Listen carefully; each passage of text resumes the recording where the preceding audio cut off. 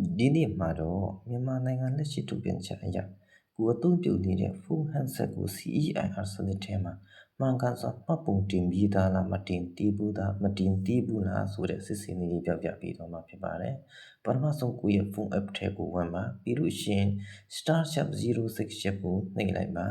အဲ့မှာ IMEI နံပါတ်ရလာမှာဖြစ်ပါတယ်။ကိုရလာတဲ့ IMEI နံပါတ်ကိုလက်နဲ့ဖြည့်ပြီးတော့ copy ကူးလိုက်ပါပြီးလို့ရှိရင်အောက်မှာရှိတဲ့ OK နှိပ်ပြီးတော့ပြန်ထွက်လိုက်ပါ Chrome ထဲကိုတစ်ခါပြန်ဝင်ရမှာဖြစ်ပါတယ် Chrome ထဲရောက်ပြီဆိုတာနဲ့ search bar လေးမှာ ceir.gov.mm လို့ကိုရိုက်လိုက်ပါပြီးလို့ရှိရင် Myanmar Central Equipment Identity ဆိုတဲ့ website ထဲကိုတစ်ခါပြန်ဝင်ရမှာဖြစ်ပါတယ်အဲ့မှာအောက်မှာရှိတဲ့ check data ကိုနှိပ်လိုက်ပါပြီးလို့ရှိရင် enter IMEI နေရာမှာကိုကူးယူထားတဲ့ IMEI နံပါတ်တွေကို pass ပေးလိုက်ပါပြီးလို့ရှိရင် I am not a robot နေရာမှာအမှန်ပေါအောင်လက်နဲ့နှိပ်လိုက်ပါ